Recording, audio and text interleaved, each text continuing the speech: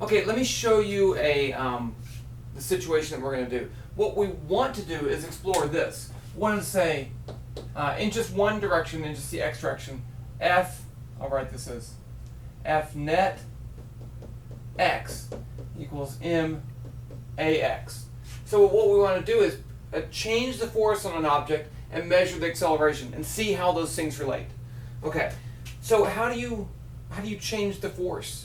How do you apply a force that you can control? I mean, you could push it with your finger, but then you don't know how much you're pushing. You could pull it with a spring scale and you could measure that, but it's too hard to do, so it's constant. So we're going to use following situation. This is actually called, it has a name called half Atwood machine.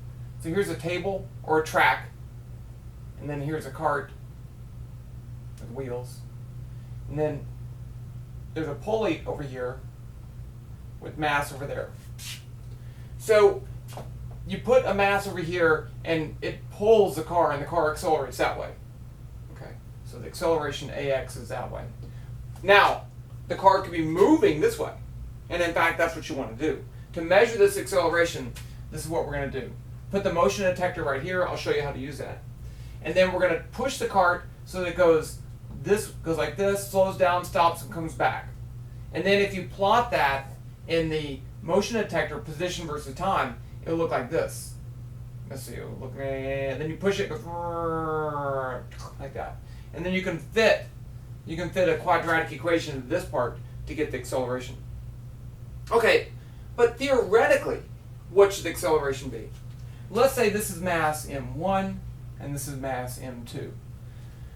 Now, I fell into this group of making the mistake that if I have a mass 2 right here, then the force would be F equals m2g. And I'd put that in right there, and then m would be m1. That's wrong. Okay? This does not accelerate with the force m2g, because that force on this also has to pull on this mass.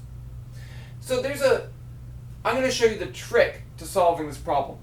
But let me first say the non-trick way. The non-trick way would be to say, okay, I have forces on this cart. I'd have m1g, I'd have n, and then I'd have T, the tension. And then over here, I'd have the same tension, it's the same string, and I'd have m2g, which would be bigger. So the key here is that I don't know the tension, but I do know that the x acceleration of this one is the same as the y acceleration of that one. It has to be. Otherwise, the string wouldn't stay the same length, it'd move different amounts. Okay, but here's the trick. If I consider the system to be m1 plus m2,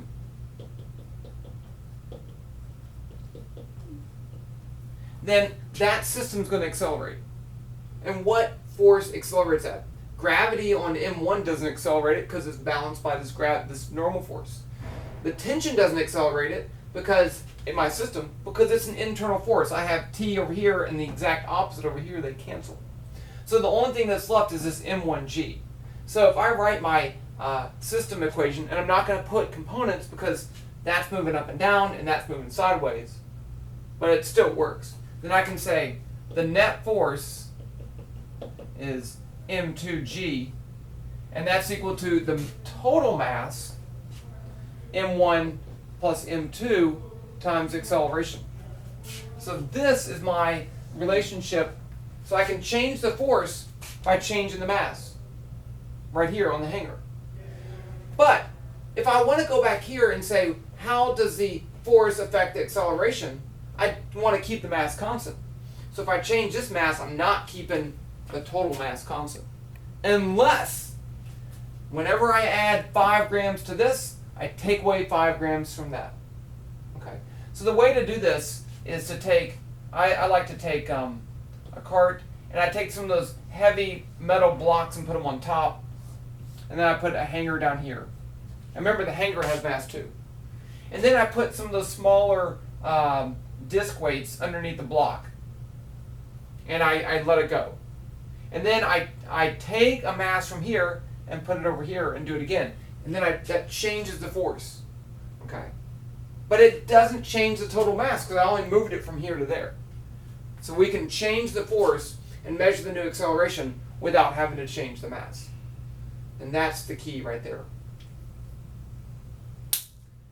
Then what you're going to do is make a graph of, and I'm not going to tell you the answer here, force versus total mass.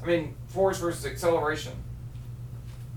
Because you're going to measure the acceleration from the motion detector. You're going to determine the force based on the amount of mass down here in the hanger. And so you can make a graph, and then you change it. And you measure the new acceleration.